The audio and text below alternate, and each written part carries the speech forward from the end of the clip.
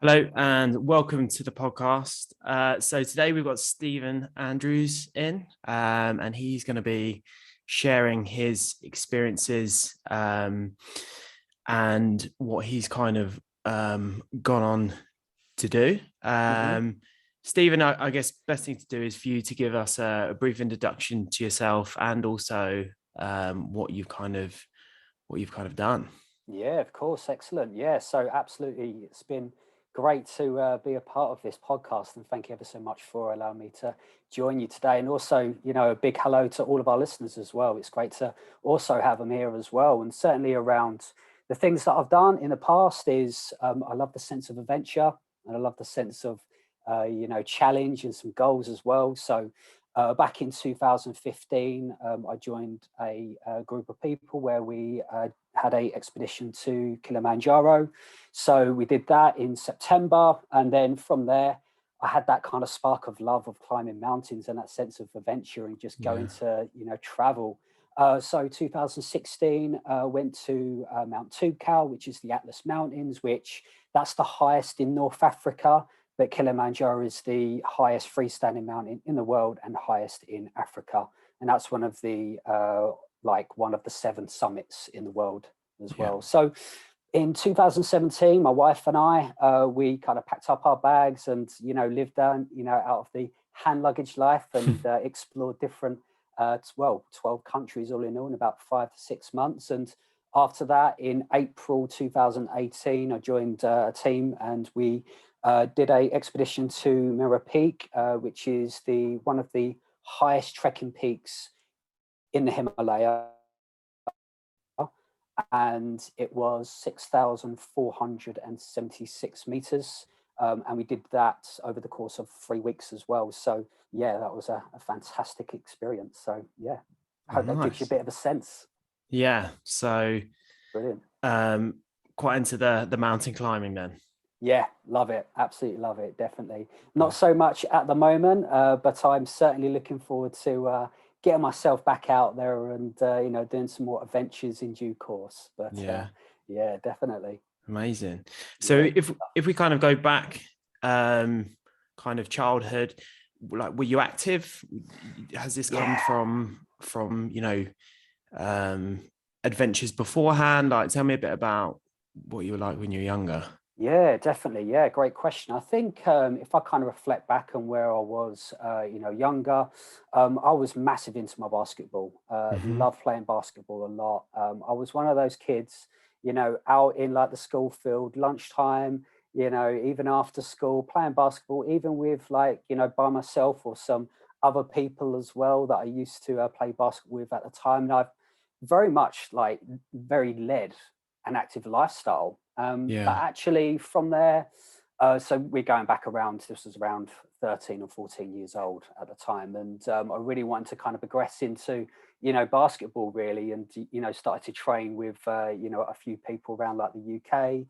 But then I focused my time around skateboarding actually, which I really love and still skateboard as well. So this was when I was like 16, 17, 18 years old. And, absolutely love, skateboarding, love the culture as part of it as well. And I think kind of looking back on, back to where I was at the time when I was skateboarding to, if I kind of look back in terms of my perspective and look back at that time now, it really developed a kind of sense of my kind of philosophy in life really around skateboarding, because what it taught me, and I didn't really know this at the time because all I wanted to do is land my damn tricks and try and do some good stuff, right? Yeah. And I kind of find that my approach to, skateboarding has really kind of supported me in my upbringing, right? And my life skills. And I kind of found that actually when I kind of set my mind on doing a new trick and I wanted to, try and figure that out, well, of course, I got a bit nervous. I got a bit apprehensive. I don't know what to expect. Don't know what to do. But certainly around, trying it anyway and just giving it a go. And of course, I failed more times. But actually, during in that process is, well, I kind of went to do those tricks anyway, didn't land most of them, but actually I kind of figured out what I was doing wrong. And Yeah. how did I figure myself out? And how do I do this trick? And what am I doing right? What am I doing wrong? And we've all, we've all got to try and figure that kind of stuff out, right? But then eventually you land the trick and you go, yes, brilliant, fantastic. I'm going to do it even more now. And, you start to build that up. And actually, I tend to kind of, use that approach as, a philosophy in the way that I like to approach goals. And I think that kind of set up myself in that kind of sense of training for adventure and during those expeditions as well. And yeah, Yeah. Yeah. It's yeah, funny how the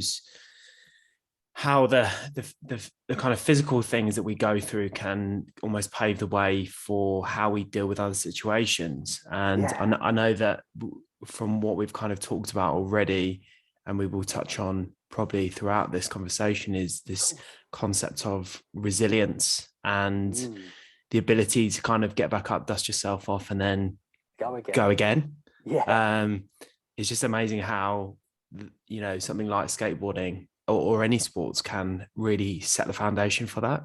yeah, definitely. Absolutely. Yeah, it's really, really great. And certainly sport in my life is, certainly a big part of that growing up, definitely. Yeah. So moving on from the skateboarding, Hmm. where did you go So next? yeah, went into ultimately around into more music-based stuff actually. But actually, this was 2005 and 2006, and this was at the time about when I started to identify that there was some issues physically within myself, and that's more of a kind of a hip-related condition which I developed, and this was actually probably due to a very high active lifestyle where I was in basketball and skateboard, and that actually I developed a hip condition, which we can get into, a bit later if you want. And then led for me to go into more kind of music.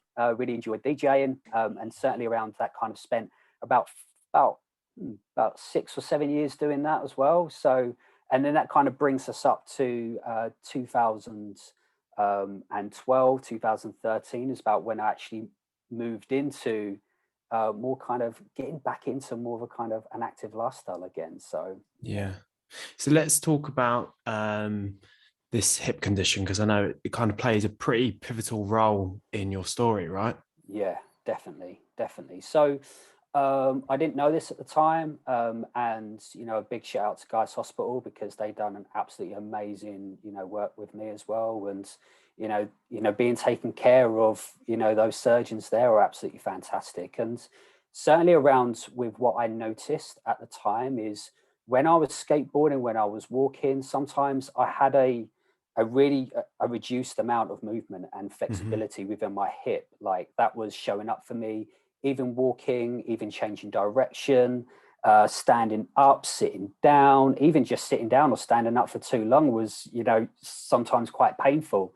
So navigated through various different appointments, MRI scans, X-rays, things like that, and we went into the orthopedics department at Guy's Hospital, and it turns out that the technical term for it is a femoral acetabular impingement, which Hmm. basically means that I had a growth spur on my ball of my femur, which basically where the ball of the femur sits inside of the pelvis, inside the pelvis, it was actually rubbing against my pelvis. And actually, it was wearing away some of my cartilage, which actually, had a real kind of reduced in kind of movement. So, taking that as an active person, love being, skateboarding and, going to basketball and actually being told into going, okay, you have this condition here, which we need to operate on. We don't know how long this is going to be, but I don't think that you can really play an active lifestyle in your sport for the foreseeable future. And something that it took some adapting, but also at the time it was really difficult to make that kind of that shift in my life, because of course sport was very, very important to me at the time. But of course, I kind of focused my energy on kind of music and really enjoyed that, going out with friends of course, and I can still kind of walk about and going out partying of course, which was great. But actually that there was certainly a kind of a limitation that was showing up for me. And then had my operation in 2010. So Guy's Hospital did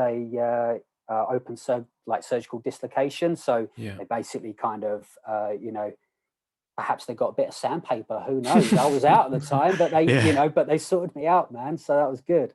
So then that led for me to being on crutches and kind of limited movement for about 3 months. And then during that kind of time, I also had like 3 pins like welded into the side of my femur as well, because what they wanted to do is kind of correct the anatomy for me and just Yeah. making sure it's all kind of sitting sweet, which they certainly did, which was great. But also that kind of led for me to not being active and being on my feet, which kind of led to my muscle depletion as well. So Hmm. I had to build that up. But as I got back into kind of walking again, and I tried to train myself of using the kind of crutches less. But then after that, during those 2 years, I still had those pins in the side of my femur, which was actually more of a kind of a limitation for me. So, Yeah. I didn't necessarily be able to go skateboarding or go basketball and really high active sports. So that was still showing up for me. But actually in 2012, when I had the 3 pins removed from my femur, brilliant, great. I was able to sit cross-legged again. And that was amazing. That was a brilliant, realization to actually go, okay, now I can start to do my kind of active things. Yeah. But that kind of left me physically and mentally in a more of a kind of a limitation kind of mode, because I was so used to not being able to sit cross-legged Yeah. or go running or go walking or change direction or sprint or jog or run or go and flip my board about and go and drop in and things like that. So that kind of left for me as a more of a kind of thing where I needed to train new things, Hmm. and really just kind of rekindle my kind of love for sport again, really. So yeah, that was 2012, 2013. Amazing. So if we go back to when you initially found out that you obviously, or initially there was this limitation imposed upon you by Mm. doctors and or surgeons. So how did that feel? Man, that felt tough. Yeah. Felt tough because actually that the condition at that time was quite new in the UK. There wasn't that much research and kind of development inside of the actual condition. So I was there with my surgeons going, okay, well, what would this give me if I do this operation?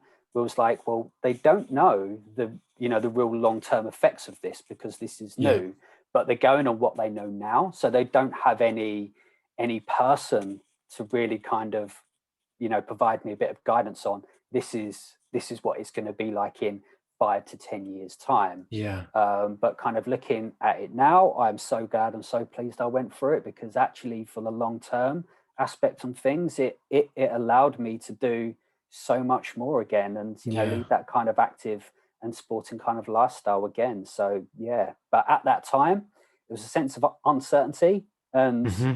unknown kind of aspect on things, of going, well, we don't really know too much about this. Shall I do this? Shall I not? But if I don't do this, what's the impact? And if I do it, what's the impact there? So I think there was a sense of just putting faith into the hands of the surgeons, Yeah. and putting faith into the kind of system, and their skills as well. So Yeah. yeah, it was a sense about that, but yeah, it was all kind of driven by hope and faith that I would get back to a normality, and which will allow me to do my sporting activities again. So Because yeah. how old were you at this kind of time? Oh damn. So I was about 25, 24, 25 at the Yeah. time. Yeah. There's quite a lot of faith to be putting in, you know, Yeah, man. people with such a big thing, right? Yeah, absolutely, definitely. But yeah, they did an absolutely fantastic job, and I'm Yeah. forever grateful of being under their care was absolutely fantastic, and yeah, grateful to be under their care, definitely. Yeah. So tell me about transitioning from, so you've gone through the surgery, you Hmm. obviously had your pins in, which has Yeah. limited you somewhat. Hmm. Um, you now go and get your pins taken out and you can essentially do anything, Yeah. but you still have this almost like, is it fair to say psychological restraint? Yeah, how, definitely. how do you then transition back into doing all that stuff again? Um, yeah, and with great difficulty. Yeah, I can only imagine. Yeah. Yeah, that's it. And certainly it's around, I think it starts with that self-awareness more than anything. It like starts of going, actually, yeah, I'm kind of, is this my body telling me that? Or is this my mind telling me that? What is that? And what would happen if I just go just a bit more further, just a bit more, like, walk just a bit more, speed walk, things like that, just to test that out and actually just trying to understand, is it me holding me back or is it my body holding me back? Because actually, it was me holding me back. Yeah. And how do I need to get out of my own way to Yeah. allow myself to get back into that active lifestyle again? Yeah. I mean, it's kind of fascinating hearing this because there's so much research, especially in pain science, showing that a lot of the time it'll be the individual who kind of limits themselves because of fear of pain Yeah. rather than the actual pain being present, if that makes sense. Yeah, for sure. And definitely at that time, it was, oh, well, I did this before and it resulted in pain. And this is, resulted in pain for about 3 to 4 years. Yeah. But if I'm trying it now and I remember that, am I just half expecting that pain to happen? So therefore, I'm not going to jump myself into that because I don't want to put myself under more pain. But Yeah. actually, when you go ahead and do that, you're actually training yourself by going, actually, you can do this now. Yeah. Yeah. Yeah. So yeah, that was a journey, which kind of took around about a year or so, more than anything. It showed up in various kind of ways, really, of like, walking without those crutches, walk in, from the train station to work for about, 30 minutes each way at the time, things like that, which was really important for me to get into that kind of rhythm again, Yeah. of being quite active again. And, working at the time and being on my feet all day was really important. Of course, sitting down and standing up, it's all those types of things which I kind of had to take into kind of consideration from there. So, Yeah. yeah. So how do you, what was the kind of time period between um, being able to move again, like Hmm. fully, Yeah. and then climbing Kilimanjaro, which was the Yeah. first big climb, right? Yeah, for sure. Yeah, that's it. So the process was that I kind of got to the point of going, do you know what? I'm okay. I'm okay. I can do this. I can lead, everyday work and, personal demands, walking, standing, things like that. That's absolutely fine. But I wanted to kind of set a new challenge and I wanted to, have a new adventure, create a new memory and just, having that kind of goal to work towards to try and level up on getting Yeah. myself back to where I was.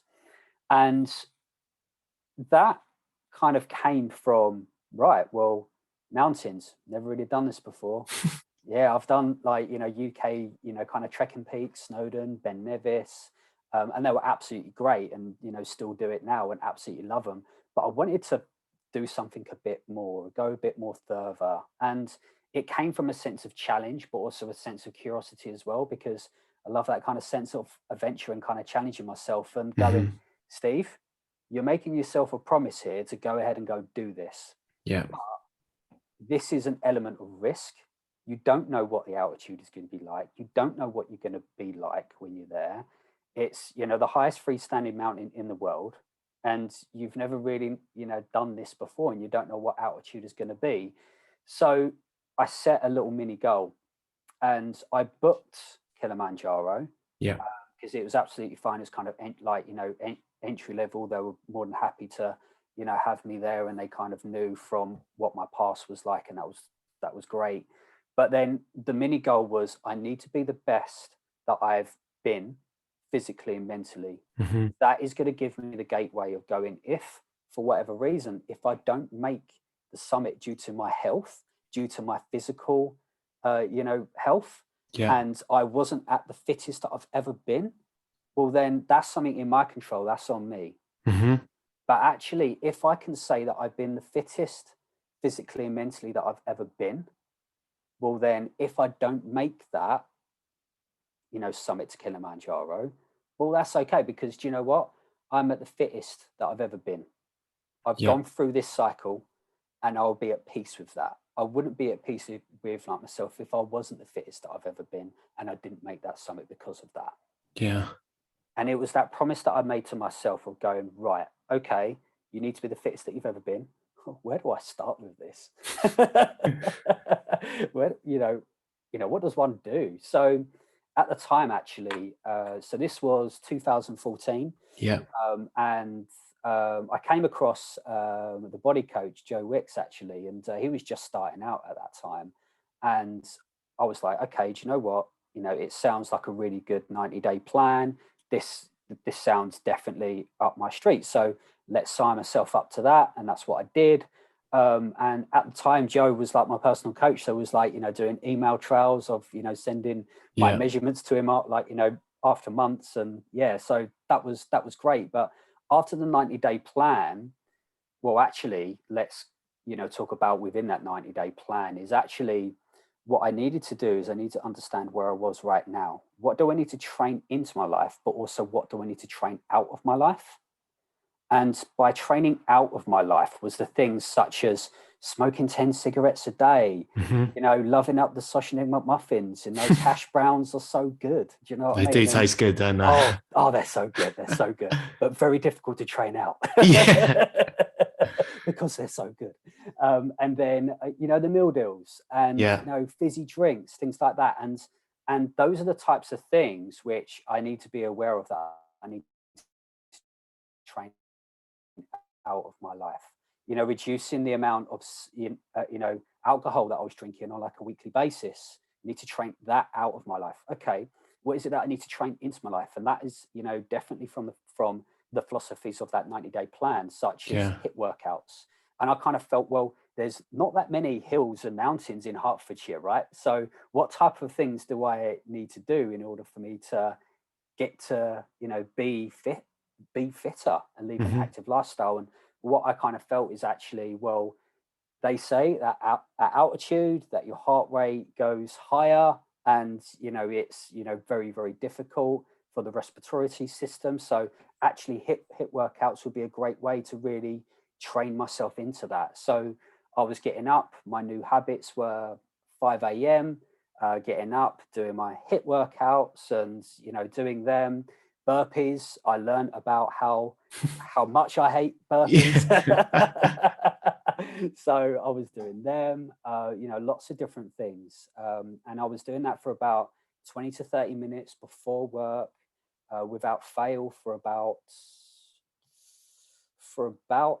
9 to 10 months, I think. Mhm. But actually, like, the 90-day plan was only, of course, 90 days, but I wanted to continue on doing that, and I think it was really important for me to get into that rhythm, adopt those new habits, which was really important. And with that in mind, I think it was important around not only around my physical activities, but also what type of food that I was eating as well.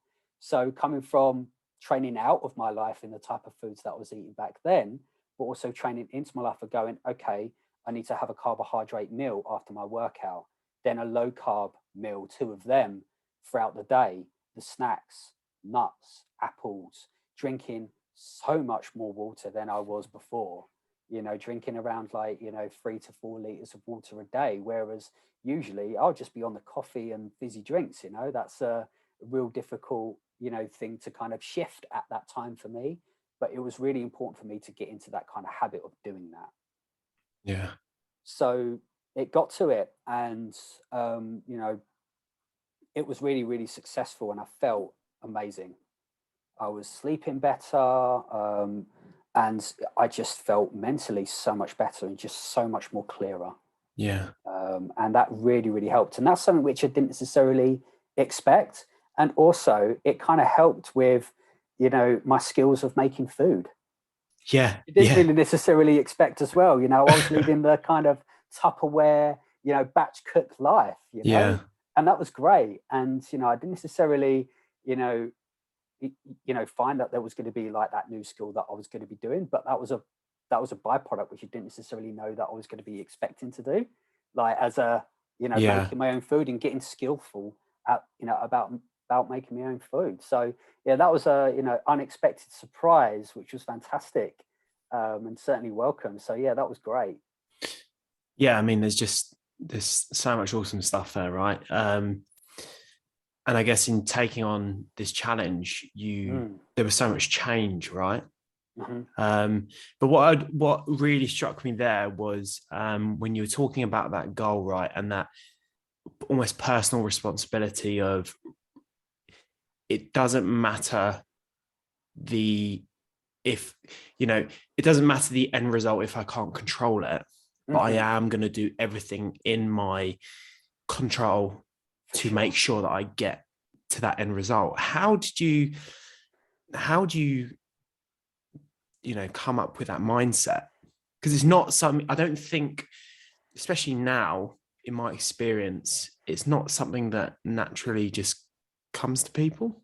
Yeah. um yeah. Yeah, interesting. Yeah, definitely. I think what I wanted to try and do is I wanted to, because with a goal like that, and just like with any goal, sometimes that, you know, we would kind of look at it, and then sometimes there could be some elements of self-doubt and Yeah. elements of risk.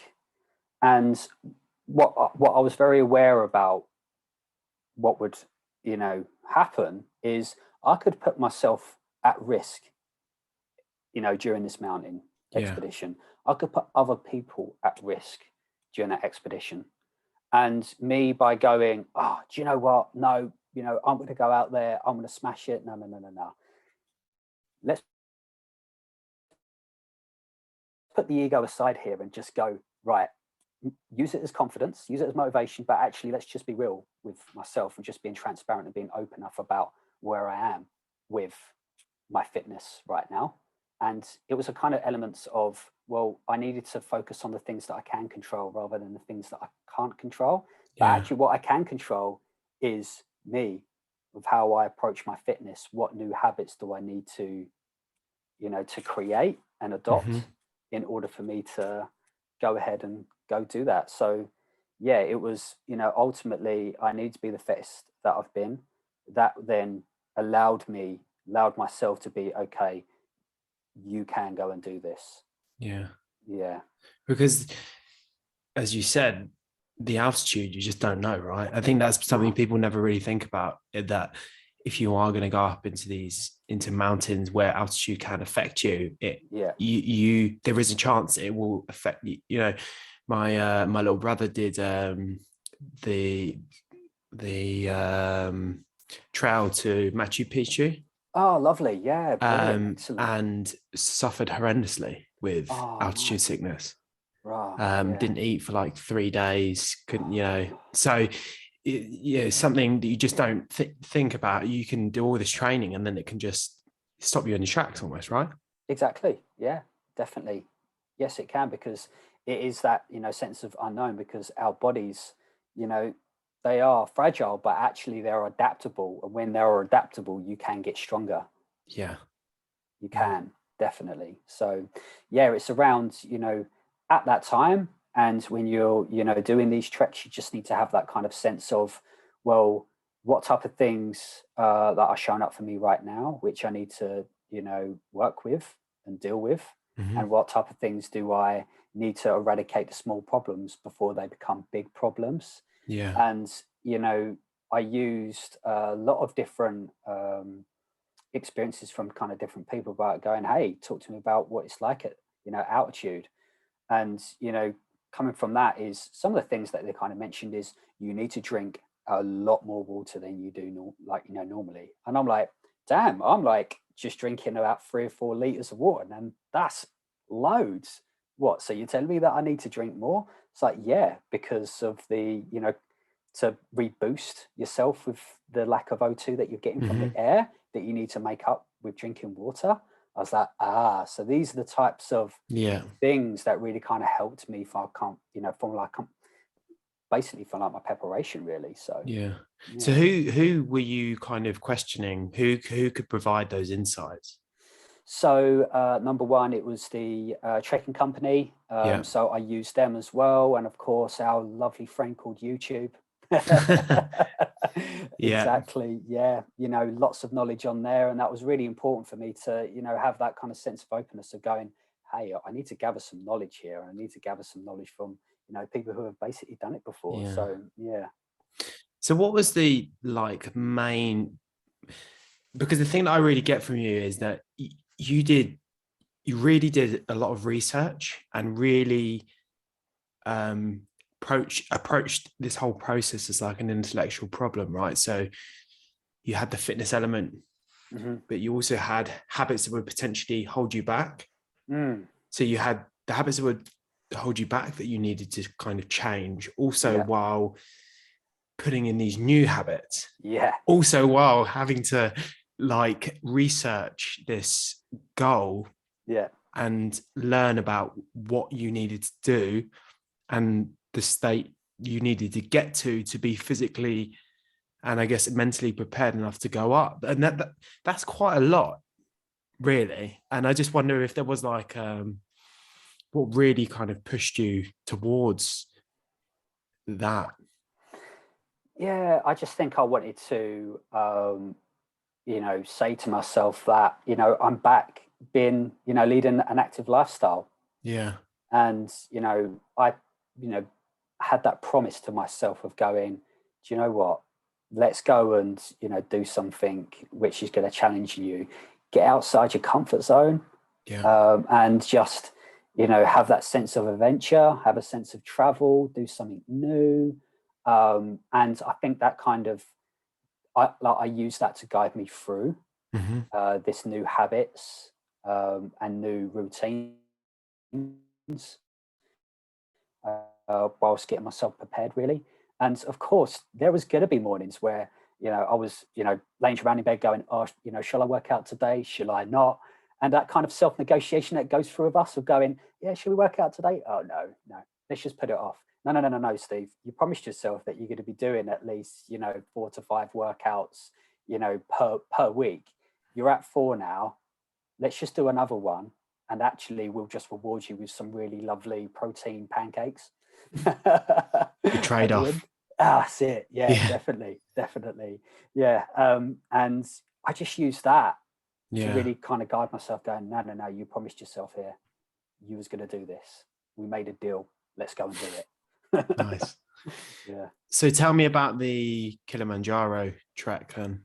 Oh man, that was amazing. Yeah. Absolutely loved it. Yeah, it was fantastic. And you know what? I just love that kind of sense of togetherness that we get from a team of fellow trekkers and mountain Mm-hmm. dwellers, who just all come together.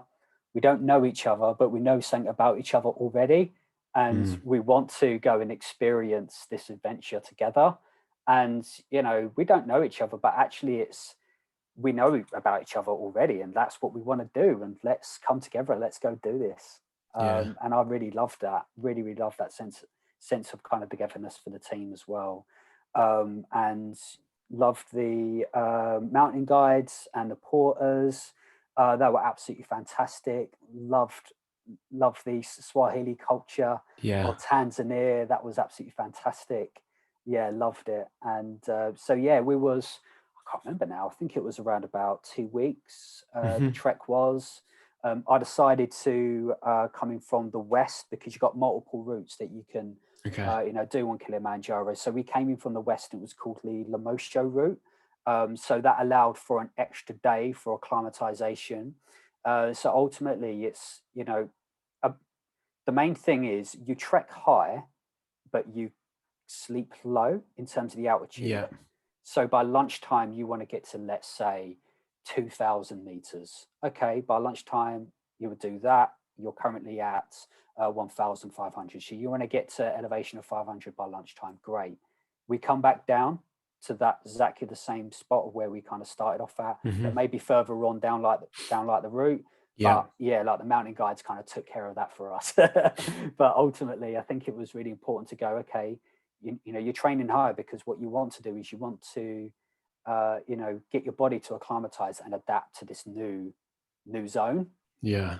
And you do that throughout, it was around 7 days all in all. Where we first started to where we got up to the summit was 7 days.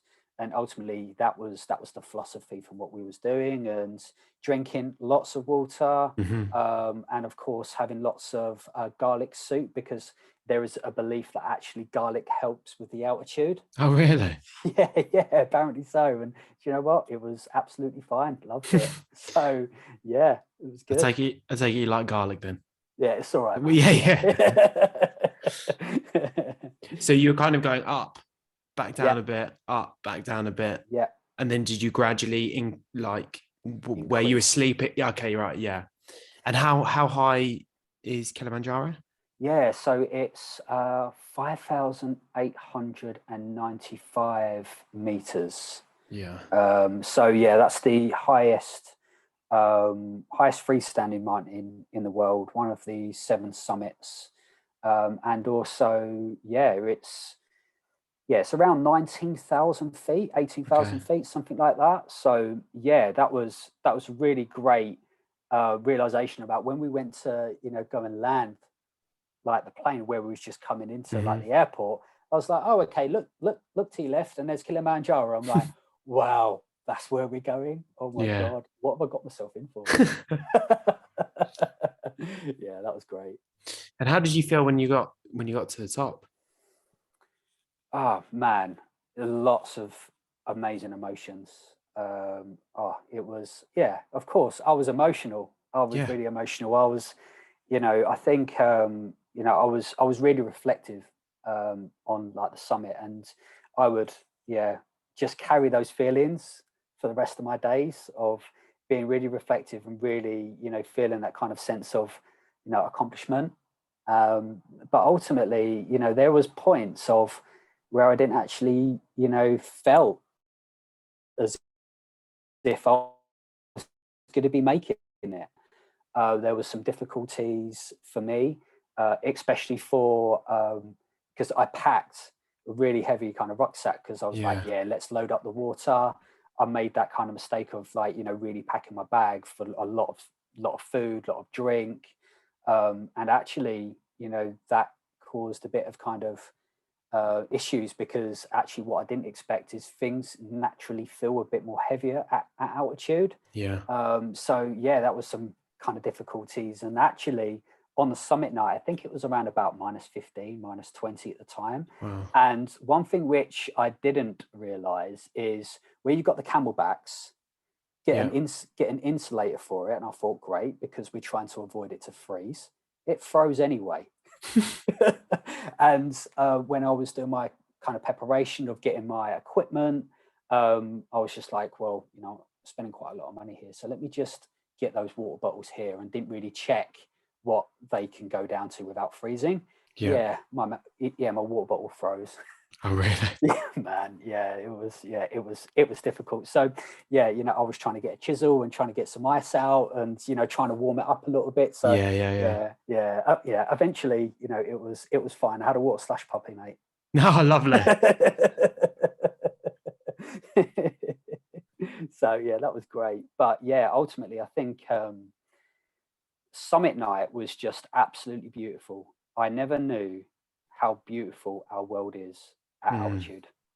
And seeing the sunrise at altitude and seeing the sun coming over the horizon like that, and seeing the Milky Way, seeing the stars, and just, you know, the natural surroundings being simply silent. And, you know, all you're hearing is your heart just punching through your chest.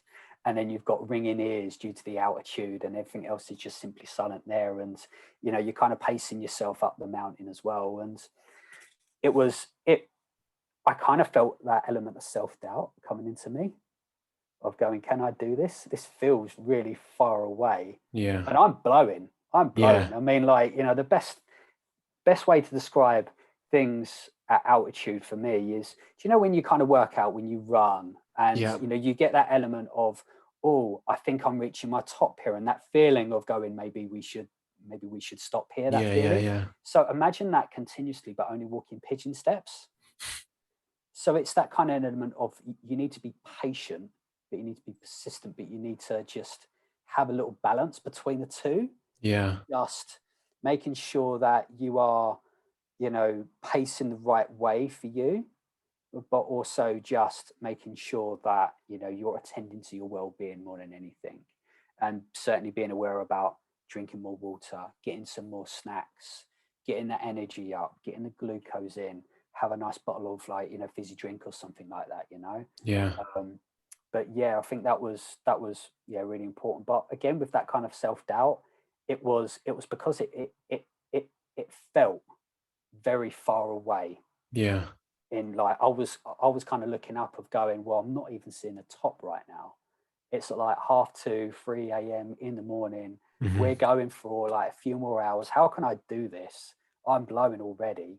And actually, what I wanted to what I kind of found, as if that was really important to me of doing, is I need to kind of break it down.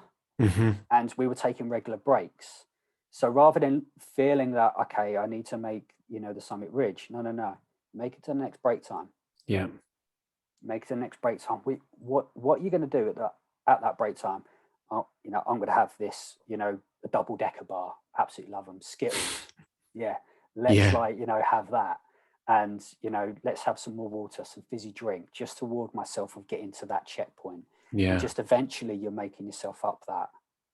And what what I also noticed is the things which really helped me at that time of, have that element of self-doubt is, we'll get that way sometimes, where, some kind of negative thoughts may kind of come into your mind, of that elements of self-doubt. And I think it's really important to actually kind of remind yourself of going, no, you are doing this. Let's have some positive, empowering thoughts. And what kind of helps with me, and I didn't really intend to do this, it just happened. And I wanted to visualize myself at the summit.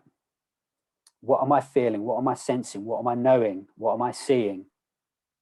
And getting into that kind of granular detail, and that kind of really helped with me to shift that kind of self-doubt into more kind of positive, Mm. empowering thoughts. And it kind of led for me to have that sense of motivation and determination to continue, and breaking it down along with that kind of visualization part.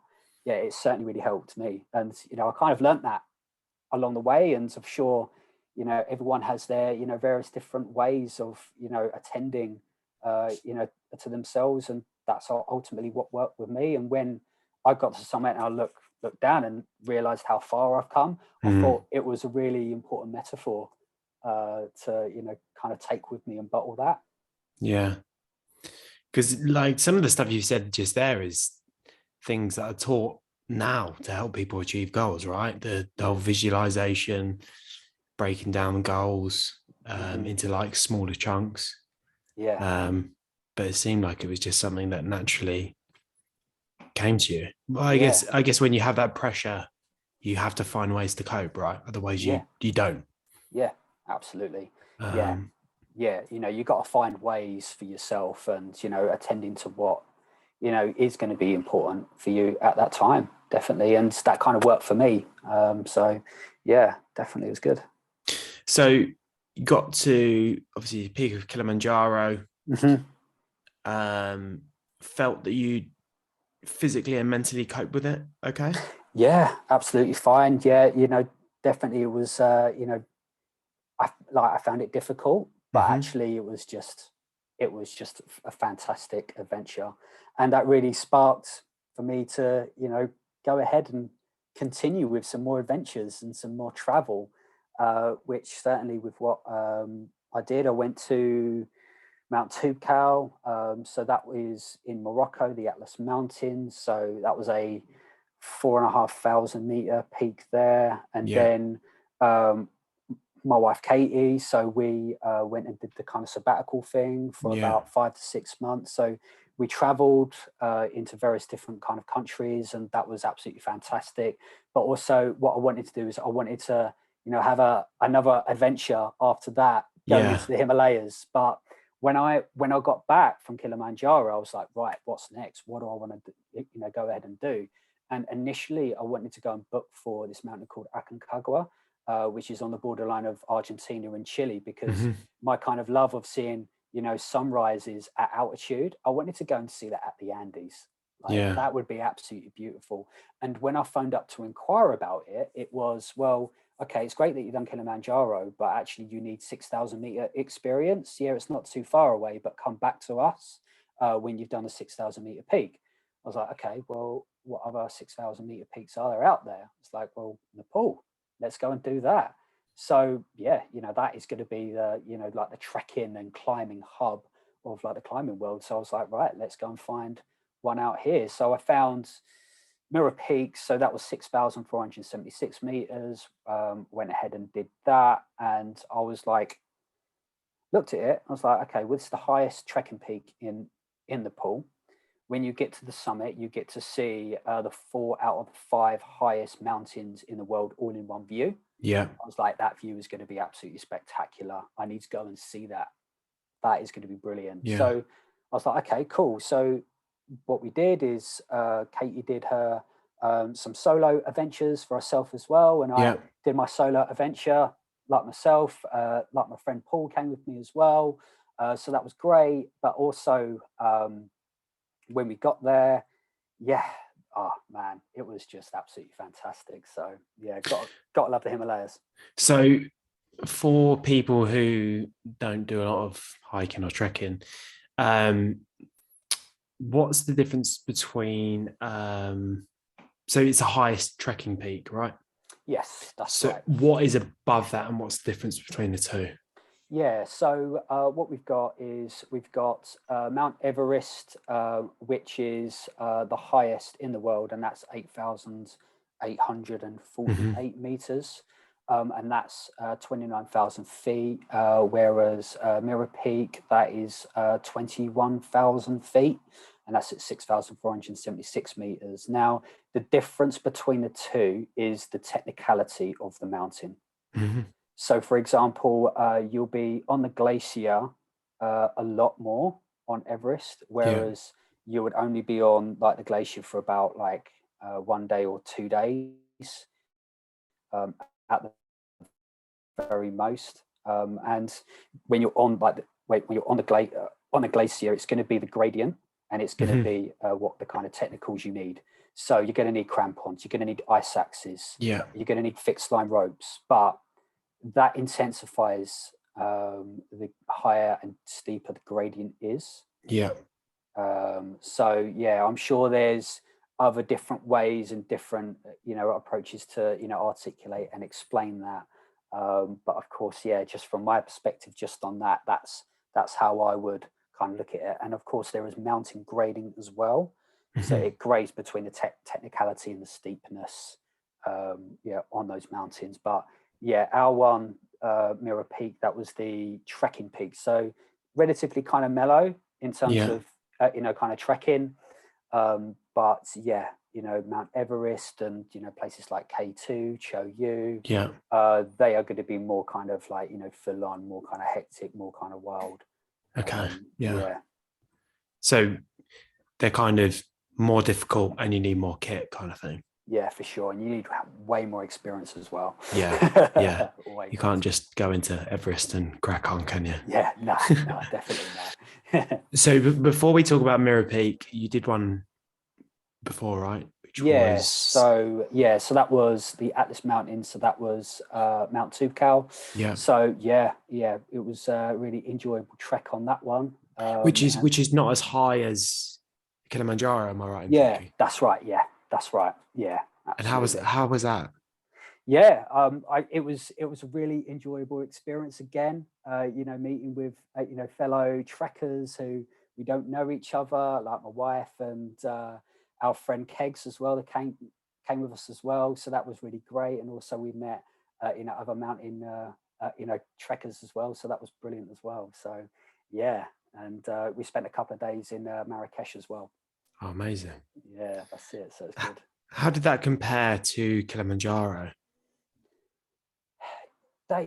they have different kind of experiences Hmm. more than anything. I think ultimately you have different gradients and different type of terrain, Yeah. whereas Mount Tukau was more kind of rocky, but Uh-huh. actually a Kilimanjaro, actually you've got five different ecological kind of zones. Yeah. So you go through, like, the desert, you go through elements, well, not a lot of the kind of glacier, but there is some rocky terrain as well. So you go through different kind of zones, but whereas with Mount Tukau, it's more kind of rocky. Hmm. And yeah, there was some really steep bits in places as well. Yeah. So yeah, Okay. And then obviously moving on to Mirror Peak, which yeah, is Himalayas, which for yeah, those who don't know is like the kind of climbing central yeah, of the world, so to speak. Mainly yeah, because it's got, like you say, four of the biggest mountains in the world there. yeah. Hmm. And how was that experience? Oh, it was breathtaking, excuse the pun. Mhm. Absolutely Yeah. breathtaking. And actually seeing the sights of the Himalayas and the icy glacier mountains for the first time was just absolutely beautiful.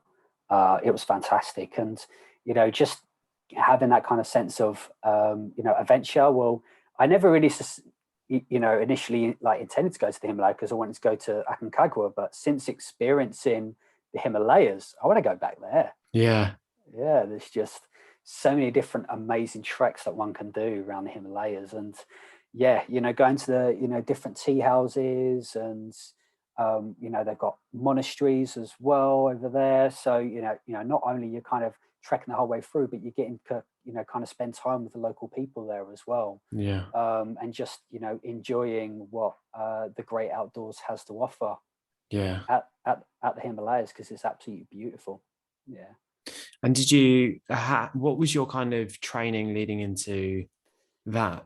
Yeah, different, extremely Okay. different to Kilimanjaro. And I need to be quite creative and be quite adaptable, because I was I was traveling for five to 6 months prior to going to Mirror. So we was, going to 12 different countries, and, getting to kind of enjoy that kind of sense of travel and adventure going through different countries. But also what I need to do is I needed to adapt my training routine around that Hmm. as well. And and for like diet, I did the best that I can, of course, but I wanted to try, like, all out the local foods that each country has to offer. But in New York, I wanted to try and figure out what a great run would be. So it would be okay, using Google Maps to kind of explore what a 5K route would be. Yeah. And that was a really, really great way to kind of, see various different cities by, okay, we're in this city next week or this week. What is the kind of training routes that I'll be taking here? So initially it was New York. So it was just, doing a bit of a kind of circle loop well, it's just one side of the Hudson River, just Hmm. on the New Jersey side. So just ran up and down that once during like the morning. So that was really nice. Also around New Zealand as well.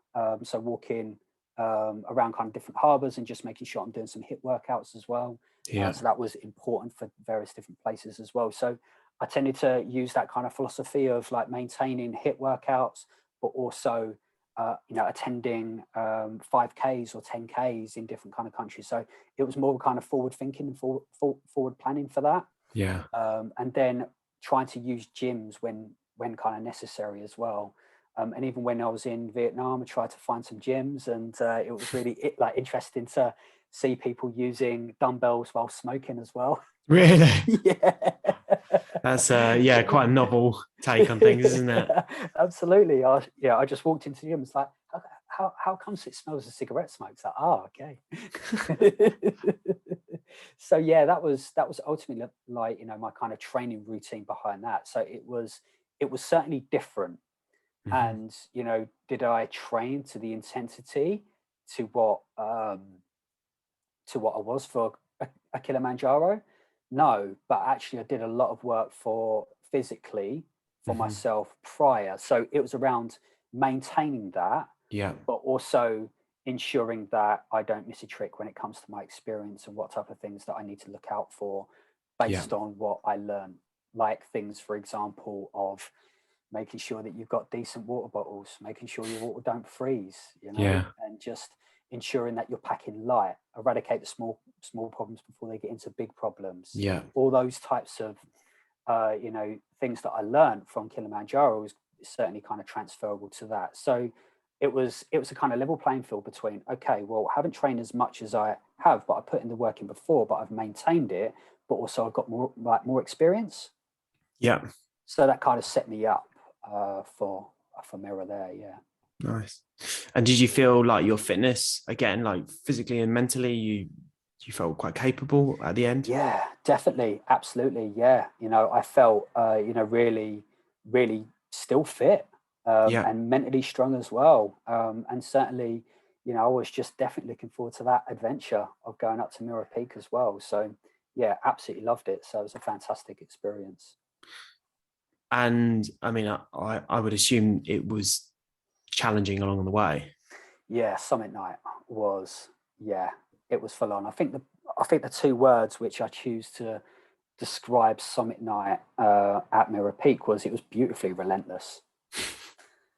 And I used beautifully, like, well, it's simply silent. It's around minus 20, something like that. And all you see is your head torch in front of you.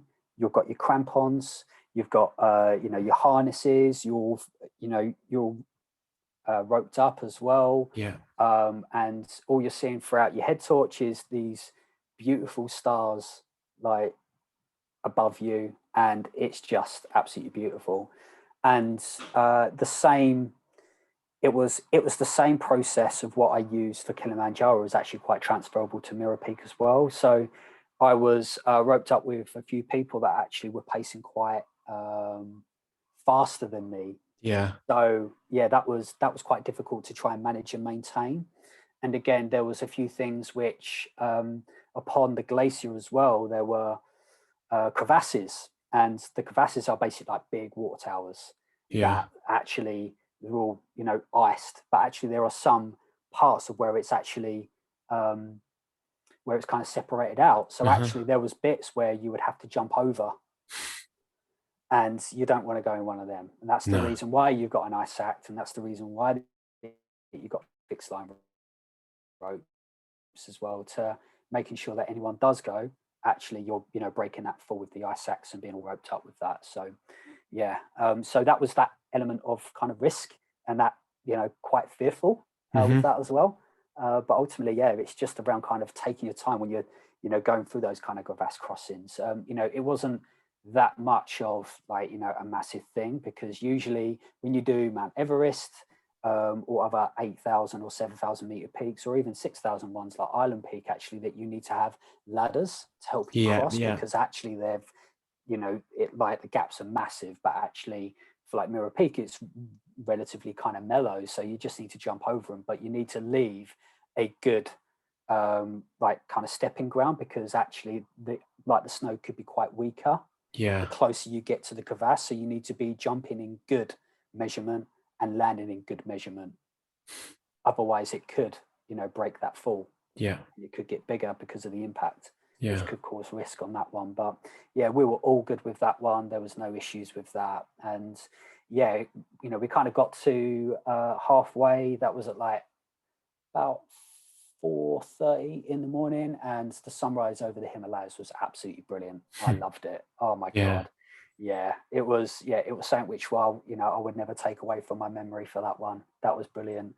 And then I just, yeah, just kept on going, and just getting patient, but being persistent in, in terms of that trek. And when we got to the summit, um, I just went up and just looked at that view, and seeing places like Choyu, Mount Everest, Lhotse, Makalu, Changlang, all those 8,000 meter peaks all in one view. That was just absolutely beautiful. It was fantastic. And how long do you end up staying up there? So that trek, it lasts around 3 weeks, Hmm. but also we're of course using the same kind of philosophy of going trekking high, sleeping low. Hmm. So yeah, you know, it's a 6,000 and a half meter peak, but actually you're doing like probably double the amount of distance that you're doing Yeah. because of the altitude and because of you need to adapt, Yeah. you know, yourself to the altitude. So How long do you stay at the top for when you reach the peak? I think we stayed up there. It was around about like 15, 20 minutes. Yeah. And of course that you need to get your kind of mandatory kind of summit photos as Yeah. Yeah. well. Yeah. And yeah, I don't know. Yeah, I've got a story here actually. So I went up, right? I don't know what happened. I think it's the altitude that caused, you know, my kind of decision making to be, yeah, you know, compromised. But I felt, right, okay, I need to take a photo of this, but I was still wearing my mountain mitts and my touchscreen phone didn't work. All of a sudden, the phone slipped out of my hand and it just like sudden gust of wind just blew it off, went to slide off the south face of like the mountain. And then I was like, okay, well, I'm just going to stop it with my foot. I need to remember where my crampon spikes, right? Completely spiked my phone. No I way. was like, okay, well, I can't really take a photo of it now. Yeah. You know, I've got this broken phone, but yeah, I used Anawang Sherpa's phone to, yeah, take the mandatory summit photo for that one. So Amazing. yeah, that was brilliant. Yeah. Yeah. And how, like, how did you find the experience with like the Sherpas? They are the most humble and most experienced and most determined people that I've met, and it's really amazing about how they've adapted to the climate there and also the work that they do. Like Yeah. even the porters, right? They're about 13, 14 years old, and they're carrying massive rucksacks for their clients. And doing that at high altitude, getting on glaciers when at that time, Hmm. like, you know, 13 or 14 years old. Um, and and they was only getting paid around like, you know, 14 to $15 per person. Yeah. And I'm like, wow, that's just you know, amazing to see that. And like, you know, the, you know, kind of difference that we have in terms of, you know, Western culture versus Eastern culture as well. And you know, it was amazing to be a part of that culture. And you know, upon the kind of descent, I was with a few other Sherpa. So for people who kind of don't know, Sherpa is you know, a community that have emigrated from Tibet, and they came to Nepal to search for work. And upon the work was mountain guides and portering. So when we refer to Sherpa, um, that's a community that have emigrated from Tibet rather than the work that they do, which is the Sherpa, Hmm. if you see what I mean. So Yeah. yeah, but also yeah, you know, they're like that that work. They those are the reasons. They are the people that are the reasons why the people that are able to, you know, go and trek those mountains. You know, Yeah. without them, no one can do it. Yeah. Well, they, you know, it's a, you know, certainly, you know, very important to, you know, use the Sherpa and, you know, use people while they're out there, because it's really important to, you know, draw from that experience. Yeah. Yeah. And I guess as well, like you're giving back into the community that you're a guest in, right? Yeah, absolutely. Definitely. Um, Yeah. so obviously, so you've done Mirror Peak, Hmm. and what has kind of led on after that for you? Yeah, I think it was about, you know, from that perspective now it's around, you know, getting back into the normal working world. Hmm.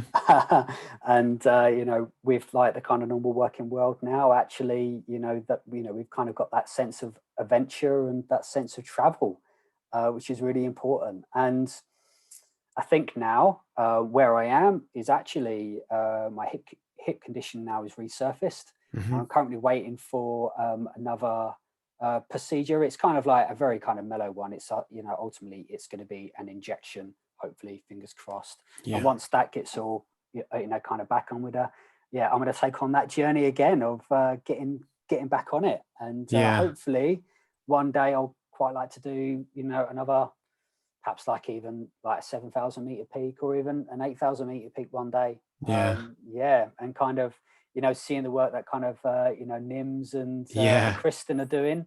So Kristen is, oh man, she's almost doing it. I think she's up to 8 peaks out of the 14 now. She's the 21-year-old, right? Is that someone else? Don't know her age, but she's from Oslo. Okay. So she did. How many peaks did she do? She's just done in this season alone. She did around 6 peaks in a month in the pool, and those are the 8,000 meter peaks. That's incredible. It's crazy. Yeah, oh my god! Like the work that they do. Yeah, it's brilliant. Absolutely love it. Yeah. Great to follow them. Great to see their stories. Have you got any mountains in mind for the future? Yeah. Do you know what? I had one, which was so initially I was thinking about Himlan Kamal and then also Amadabalam. But actually, Amadabalam, that was more of a kind of technical, peak, which requires some more experience. And I thought, you know what, I'm gonna, get ahead and do some kind of rock climbing here. But actually, there was some limitations for me that was resurfacing for my hips. So I was just like, well, I need to kind of park that for now, take care of the hip. I'm gonna get back on that in like the future and hopefully do. Perhaps even Himlan Kamal, or if not, Amadabalam is going to be those ones, and they're going to be around about like 6,800 meters, and that's for Amadabalam. And then Himlan Kamal, that's going to be 7,100 meters as well. So around about that kind of aspect on things, really. And those are going to be my 8,000 meter peaks, I think. It's all about scale, and I think that's going to be my one for me. I mean, it's not far off, right? Like in terms of what most people experience. Yeah, that's it. And what since you've been back, how have the experiences of trekking these mountains and the experiences that you've had on them, how have they, I don't know, helped or built into your life now? Yeah, I think the big word that's showing up for me right now is perspective. And that word perspective is something which is always growing. And I think travel and the adventures that have allowed me to really broaden my perspective. And of course, that's always still growing for me. I'm always still kind of developing that perspective. And based on those experiences and those adventures, it just allowed me to grow my perspective even more. And certainly knowing, because I wanted to go away and do some travel and go do some adventures, and what my perspective was going, well, I want to explore the differences of what different countries have, but actually I came back with learning the similarities that we have together. Is something which was really important to me. That we all want happiness. We all want to contribute to our family. We all want to, lead a, happy, fulfilling life, right? And love just binds us all kind of together. And that was something which was very familiar and very similar with what I kind of experienced. But ultimately, I found differences as well with our perspective in the West world, whereas in the Eastern world, we might have a different perspective and different kind of take on things. And that was really important for me to kind of immerse myself within different cultures in order to broaden my perspective out there a bit more. How has being in those, because you're so entrenched within nature there, right? Like, and I can imagine that can only have had like such a big effect on you. How has that changed, or I guess how's that changed your outlook on the world? I just think there is, ultimately, from what we're seeing, is we are seeing the climate changing, and seeing that firsthand is very alarming. To see the differences with what we're seeing for the climate. And, you know, both from, I think, for the experiences that we've had is just only going to add to that kind of building that perspective and the ongoing learning. And actually, I think it's important for us to, you know, learn from different perspectives, but also not posing different beliefs on other people, but, you know, stay curious for longer and learn about, you know, different cultures and different ways of beliefs, and learning from each other is just something which I've kind of taken from based on my experience with the people that I've had the pleasure of you know, talking to, on like the sense of achievement of adventure and what it kind of Yeah. brings. And say someone is sitting here listening to our conversation now and thinks, do you know what, like, that sounds amazing. I would Mhm. love to experience that. What would your advice to them be in how to get started? Mm. Yeah, I just think main thing is find out whatever works for them, but also have that sense of belief, and it's being okay with not knowing how things are going to go.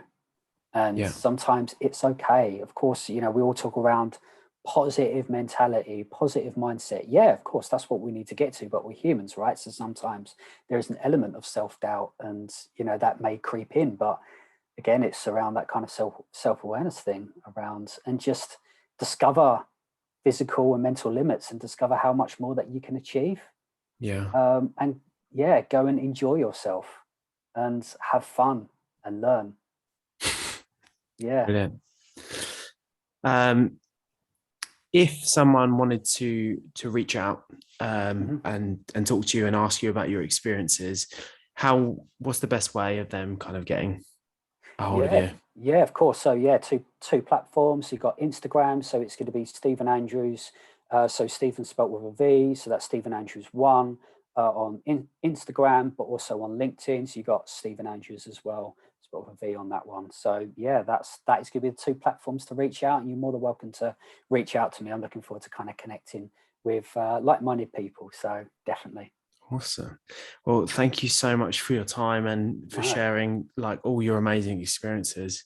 No, cool. Well, thank you ever Um, so yeah, thank you ever so much for having me, and you know, to our listeners as well. And if you made it this far, thank you. And it's really, really great to have you with us as well. So thanks for sharing it with us. Thank you.